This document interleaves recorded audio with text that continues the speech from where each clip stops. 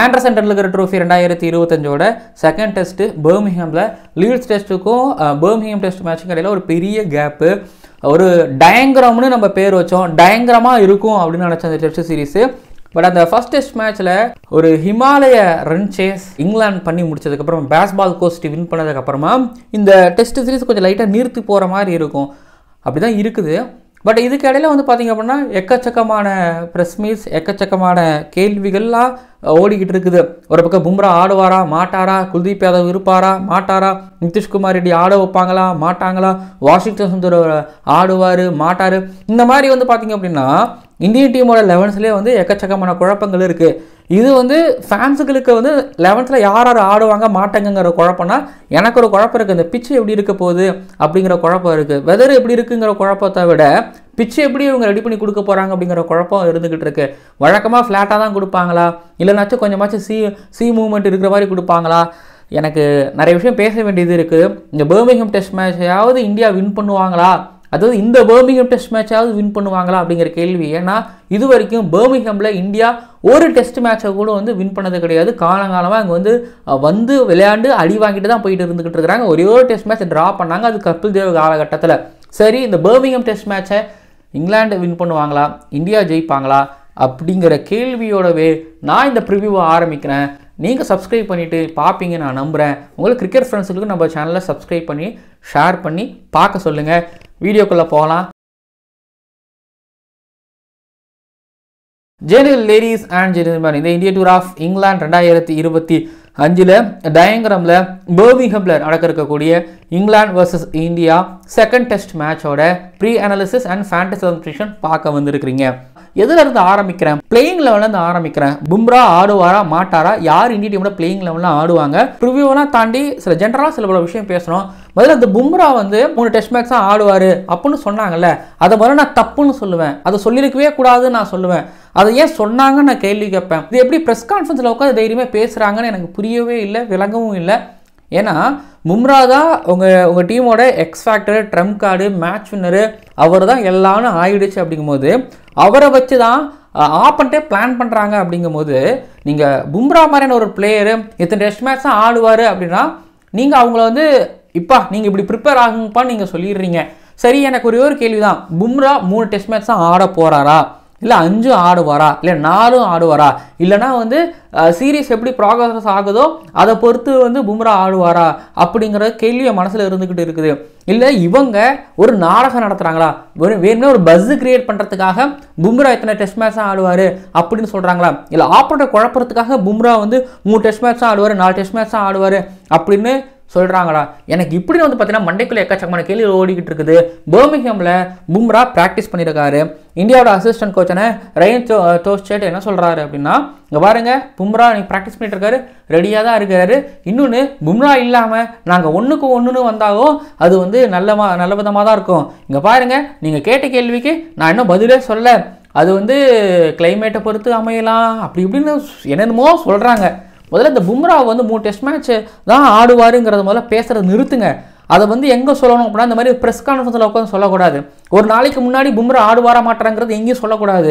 ஆனால் இவங்க squad announce பண்ணும்போதே பும்ரா 3 டெஸ்ட் மேட்ச் தான் ஆடுவாருன்னு அதை சொல்கிறதுங்கிறது சுத்த அபத்தம். எனக்கு ஒரு மாதிரி செய்யவே படலை. டாஸ் போடும்போது சொல்லுங்கள் பும்ரா இருக்காரா இல்லையான்னு.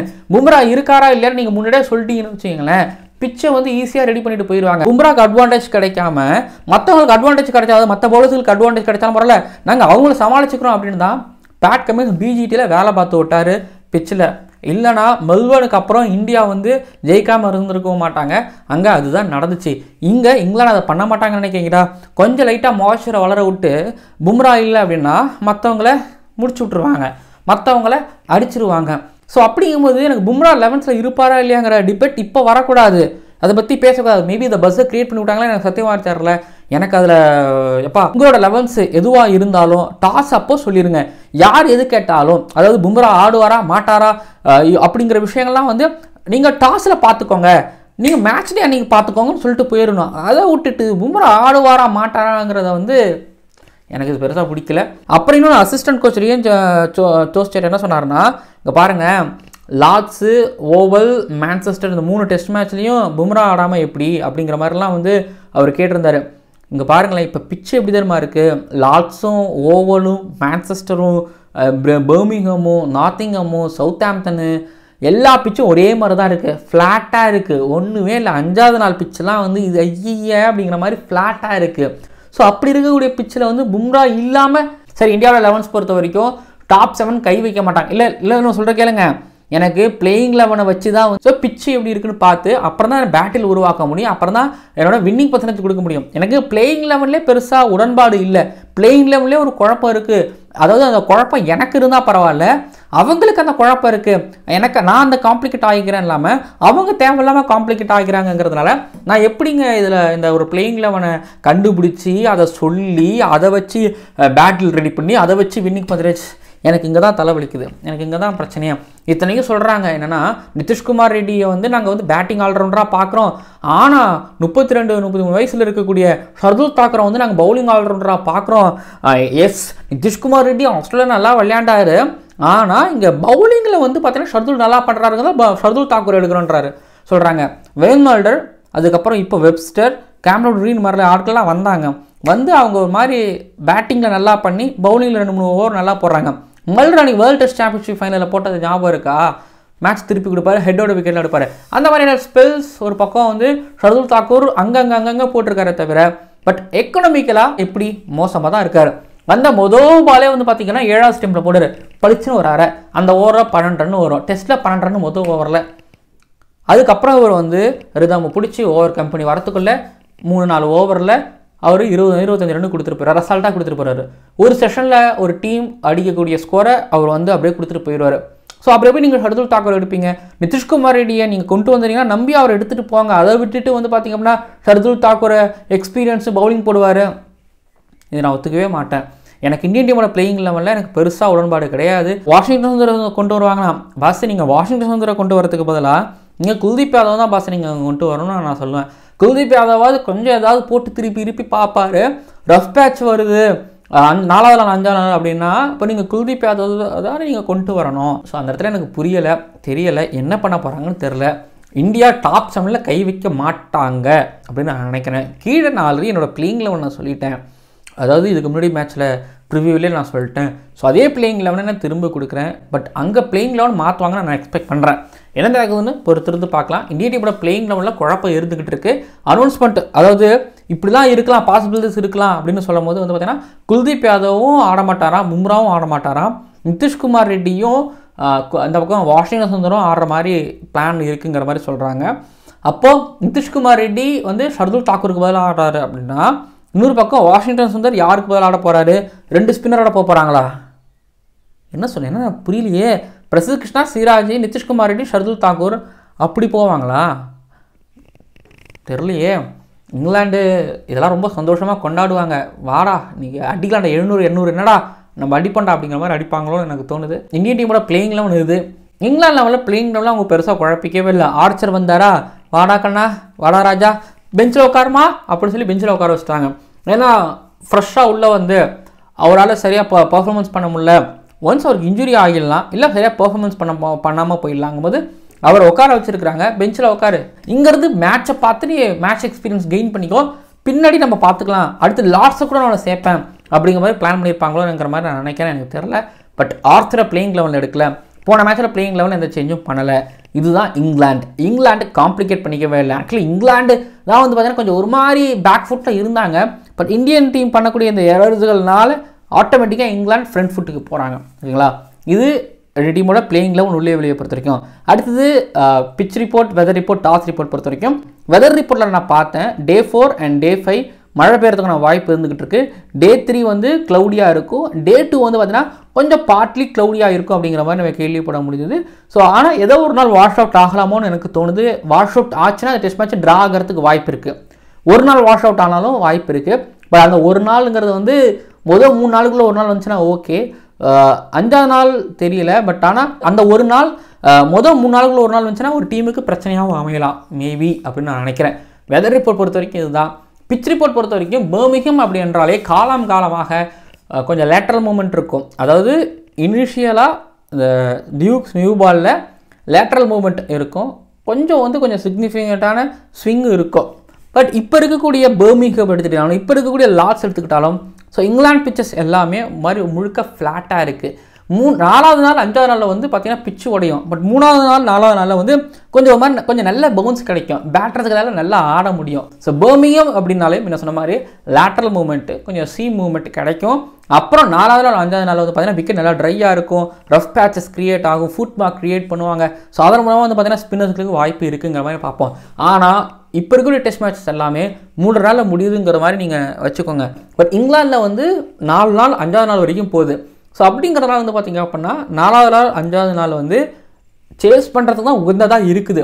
ஸோ அப்போது இங்கிலாந்து என்ன பண்ணுவாங்க, வழக்கமாக என்ன பண்ணுறாங்க, இது வரைக்கும் என்ன செஞ்சுக்கிட்டு இருக்கிறாங்க, டாஸை வின் பண்ணுறாங்க, சேஸுக்கு போகிறாங்க, வின் பண்ணுறாங்க, டாஸ் வின் பண்ணுறாங்க, பவுலிங் போடுறாங்க, சேஸ் பண்ணுறாங்க, ஜெயிக்கிறாங்க, பேஸ்பால் கோஷ்டி ஜெயிக்கிறாங்க. ஸோ இப்படிங்கிறது வந்து பார்த்திங்க அப்படின்னா அவங்க இப்போ ரீசெண்டாக அதை வந்து பண்ணிக்கிட்டு இருக்காங்க. முதல் நாள் மேபி 30 ஓவர் வந்து பார்த்திங்கன்னா தான் கொஞ்சம் பிரச்சனையாக இருந்துக்கிட்டு இருக்கு. அங்கே தப்பிச்சிட்டாங்கனாலும் அதுக்கப்புறம் இந்த செகண்ட் நியூ பால் வருதுல, செகண்ட் நியூ பால் அதுக்கப்புறம் வந்து எவ்ரி டேவோட ஏர்லி மார்னிங் செஷன். ஸோ அது வந்து பார்த்தீங்கன்னா கொஞ்சம் சேலஞ்ச் பண்ணுது. ஸோ பர்மிங்ஹம் பொறுத்த வரைக்கும் இதுதான். பர்மிங்ஹம் அப்படி என்றாலே இப்போ ரீசெண்ட் பாஸ்ட் டைமில் இந்தியாவுக்கு அகேன்ஸ்டாக பேஷோ ரூட் 2 பேரும் சேர்ந்து ஒரு இமாலய சேஸ் 378 நம்ம சேஸ் பண்ணுவாங்க. அதுக்கப்புறம் ஆஸ்திரேலியா வந்து பார்த்தீங்கன்னா இங்கே சேஸ் பண்ணுவாங்க ஆஷஸில். பர்மிங்ஹம் வந்து ஒரு டைமில் விராட் கோலி வந்து 190 சம்திங் என்னால் அடிக்க முடியாமல் தோப்பாங்க, 30 ரனில் இந்தியா தோப்பாங்க, ஒரு 50 அடிப்பார். ஸோ அப்படி இருந்தால் பர்மிங்ஹம்லாம் வேறு, இப்போ இருக்கக்கூடிய பர்மிங்ஹம் வேறு அப்படிங்கிற மாதிரி பிக்சரை ஃப்ளாட்டாக ரெடி பண்ணி இங்கிலாந்துக்கு அவங்களுக்கு அட்வான்டேஜாக இருக்கிற மாதிரி வந்து ரெடி பண்ணி வச்சுருக்கிறாங்க. இதுதான் pitch report and weather report and toss report பொறுத்த வரைக்கும். அண்ட் ஆஃப் சைடில் அடித்தா ஸ்கொயர் அடித்தா ப்ராக்டிஸ் பிச்சஸ் இருக்குது, விருட்டு போகிறதுக்கும் வாய்ப்புகள் இருந்துகிட்டு இருக்குது. இப்போ பேட்டில் நேருக்கு நேர் எடுத்துக்கிட்டீங்க அப்படின்னா இந்தியாவோட பிளேயிங் லெவனே என்னென்னு தெரிய மாட்டேங்குது. அப்படிங்கும்போது நம்ம என்ன சொல்கிறது, இல்லை பும்ராவை அவங்க ட்ராப் பண்ணுவாங்கிறாங்க. பும்ரா தான் ஜாக்ரோலிக்கு பிரச்சனை கொடுப்பாரு, பும்ரா தான் டக்கெட்டுக்கு பிரச்சனை கொடுப்பாரு, பும்ரா தான் போப்புக்கு பிரச்சனை கொடுப்பாரு, பும்ரா தான் ரூட்டுக்கு பிரச்சனை கொடுப்பாரு, பும்ரா தான் ப்ரூக்குக்கு பிரச்சனை கொடுப்பாரு. இவ்வளோ பிரச்சனையும் கொடுக்குற பும்ரா இல்லைனா அங்கே இங்கிலாந்தோட பேட்டிங் ஆடுற குதூகலம் ஆயிடுவாங்க. ஆரம்பிக்கும் போது 500லேருந்து அடிக்கிறோண்டா அப்படிங்கிற மாதிரி தான் ஆரம்பிச்சு ஸோ விளையாடுவாங்க. பும்ரா இருக்கிறது இல்லாதது ஒரு மாதிரி கண்ணாமூச்சி விளையாண்டு கடைசியாக பும்ரா இருக்காரு சர்ப்ரைஸ் பண்ணாங்கன்னா ரொம்ப சந்தோஷம். பட் என்ன நடக்குதுன்னு பொறுத்து வந்து பார்க்கலாம். பட் ஒரு பக்கம் ஜாக்வாலி பென் டக்கெட் கிட்ட இருந்து நல்லா ஸ்டார்ட் செகண்ட் இன்னிங்ஸில் கிடச்சிச்சு. போப் ஓகே, பட் இன்னொரு பக்கம் ரூட்டு கிட்ட இருந்தும் ப்ரூக்கு கிட்ட இருந்து வந்துருச்சு. ஜேமி ஸ்மித் கிட்ட இருந்து அதாவது ப்ரூக் வந்து ஒரு 99 அடிச்சாரா, ரூட் வந்து பார்த்தீங்க அப்படின்னா சேஸ் பண்ணும்போது ஹெல்ப் பண்ணாரா, ஜேமி ஸ்மித்தும் கான்ஃபிடென்ட்டாக சேஸ் பண்ணி போனாரா, ஸ்டோக்ஸ் கிட்டேருந்து ரன் வருதா, ஓக்ஸும் கர்ஸும் கீழே லோவர் ஆர்டர் ஓரளவு ஸ்கோர் பண்ணுறாங்களா. இந்தியாவோட பவுலிங் அட்டாக்கு அகேன்ஸ்டா இங்கிலாந்தோட பேஸ்பால் அட்டாக், இங்கிலாந்தோட பேஸ்பால் கோஸ்டி பேட்டிங் இந்தியாவை டாமினேட் பண்ணுற அளவுக்கு இருக்காங்க. ப்ளஸ் லாஸ்ட் மேட்ச் 465க்கு ஆல் அவுட் ஆனாங்க. ஆனால் இந்த பேட்டிங் அட்டாக் 465க்கு எப்படி ஆல் அவுட் ஆனாங்க அப்படின்னு நீங்கள் கேட்கலாம். ஆனால் செகண்ட் இன்னிங்ஸில் 373 5 விக்கெட் மட்டும் விட்டுருந்தாங்க, சேஸ் பண்ணியிருக்காங்க. ஓகே, இப்போ பும்ரா இல்லைனா இவங்களால கண்டிப்பாக ஒரு 600 ரனுக்கு மேலே அடிக்க முடியும், 550 ரன்கள் தாராளமாக அடிக்க முடியும். பிரசித் கிருஷ்ணா, சிராஜ் இருக்கிறாங்க. பட் ஆனால் பும்ராவுக்கு பதிலாக யார் உள்ளே வருவா அப்படிங்கிறது கேள்வி. ஒருவேளை ஹர்ஷ்தீப் சிங் உள்ள வந்து என்ன பும்ரா எக்ஸாக்டாக பண்ணாரோ அதை ஹர்ஷ்தீப் சிங் கொடுக்கணும். ஸோ நியூ பாலில் கொஞ்சம் லைட்டாக மூவ் பண்ணி கொஞ்சம் மூவ்மெண்ட்லாம் கொடுத்தாருன்னு வைங்களேன், ஒரு த்ரெட்னிங்காக ஹர்ஷ்தீப் சிங் இருப்பார். பும்ரா இல்லாதது இங்கிலாந்து சைடில் ஒரு கொண்டாட்டம் தான். இப்போ பும்ரா ஹர்ஷ்தீப் சிங் 2 பேரும் இணைஞ்சு நியூ பாலில் ஆடினாங்க அப்படின்னாலோ, இல்லைனா 2 பேரும் தனித்தனியாக ஆடினா கஷ்டம், உங்களுக்கு இன்னொரு ஃபாஸ்ட் பாலர் ஆடுற எங்கே போடுற வைக்கிறதுங்கிற பிரச்சனை வரும். பட் பும்ரா இல்லையா, ஹர்ஷ்தீப் சிங் வராரா, ஹர்ஷ்தீப் சிங் மாதிரி எக்கச்சக்கமான வெறியோட பவுலிங் பண்ணார்னா ஸோ இந்தியன் டீமுக்கு பவுலிங்கில் 20 விக்கெட் எடுக்கிறதுக்கு கொஞ்சம் வாய்ப்பு அவர் ஏற்படுத்தி கொடுப்பாரு நினைக்கிறேன். ஃபர்ஸ்ட் இன்னிங்ஸில் ஹர்ஷ்தீப் சிங், செகண்ட் இன்னிங்ஸில் வந்து உங்களுக்கு ஆப்வியஸ்லி எல்லா ஃபாஸ்ட் பாலர்ஸும் சேர்ந்து வேலை செஞ்சு அண்ட் ஜடேஜாவும் அன்றைக்கி செகண்ட் இன்னிங்ஸில் வேலை செஞ்ச மாதிரி செஞ்சாருன்னா நல்லாயிருக்கும். அண்ட் இந்தியன் டீமுக்கு 20 விக்கெட்டு வரும், தென் ஜெயிக்கலாம். ப்ளஸ் எப்படி இங்கிலாந்து சேசிங் தான் போவாங்க. இப்போ இந்தியா டாஸை வின் பண்ணி ஒரு வேளை வந்து சேசிங் போவாங்களா அப்படின்னா இந்தியன் டீம் சேசிங் போனாலும் பிரச்சனையே கிடையாது, ஏன்னா விக்கெட் ஃப்ளாட்டாக தான் இருக்குது. சரி பார்ப்போங்க, அதாங்க இந்தியன் டீமோட பிளேயிங் லெவன் சரியாக தெரியல அப்படிங்கிறதுனால தான் இவ்வளோ பேச்சுகள். சரி, இன்னொரு பக்கம் இந்தியன் டீம் எடுத்துக்கிட்டிங்க அப்படின்னா உங்களுக்கு வந்து KL ராகுல், அப்புறம் சுப்மன் கில், ஜெய்ஸ்வால், பண்ட் 2 தடவை 100, ஆக மொத்தத்தில் 5 100 வந்திருக்கு, 4 பேர் 100 அடிச்சிருக்கிறாங்க. அந்த பக்கத்தில் உங்களுக்கு கர்ஸ், டங், பஷீர், ஸ்டோக்ஸ் இவங்க எல்லாரும் சேர்ந்து தான் வந்து 10-20 விக்கெட் எடுத்திருந்தாங்க. இந்த பேட்டிங் லைனப் இங்கிலாண்டோட பவுலிங் லைனப்பை ஈஸியாக டிஸ்மேண்டில் பண்ணலாம், இல்லைனா அவங்கள சமாளித்து ரன்ஸ் அடிக்கலாம். ஆனால் என்னாச்சு, லோவர் மிடில் ஆர்டர் சொதப்பிட்டாங்க அப்படிங்கிறதுனால இந்தியாவால் ஒரு 6 விக்கெட் 7 விக்கெட் டப்புன்னு சரிஞ்சு பெரிய ஸ்கோர் அடிக்க முடியலை. ஸோ இப்போது தைரியமாக ஆர்ச்சர் இல்லாமல் பஷீர், டங்கு, கர்ஸ், ஓக்ஸு, ஸ்டோக்ஸ் அப்படியே நாங்கள் வரோன்னு சொல்லி இப்போ ஸ்டோக்ஸ் வந்திருக்காருங்கும் போது ஸோ தெரியுது. அவங்க போன மேட்ச்சில் என்ன பண்ணாங்கன்னா just outside off stump ball போட்டு 5th ஸ்டெம்ப் 6th ஸ்டெம்புக்கு ஒரு பால் போட்டு இந்தியன் பிளேயர்ஸோட கவனத்தை சதறடிச்சாங்க. ஸோ அதுதானே இப்போ எக்ஸ்பீரியன்ஸான ஒரு டிராவிட், விவிஎஸ் லக்ஷ்மண், சச்சின் டெண்டுல்கர் இவங்கெல்லாம் இருந்தாங்கன்னா வெளில போகிற பாலை அழகாக லீவ் பண்ணிடுவாங்க. பட் கேஎல் ராகுல் அப்படி தான். ஆனால் கேஎல் ராகுல் கடைசியாக அந்த பால் தான் விக்கெட்டே விட்டார்.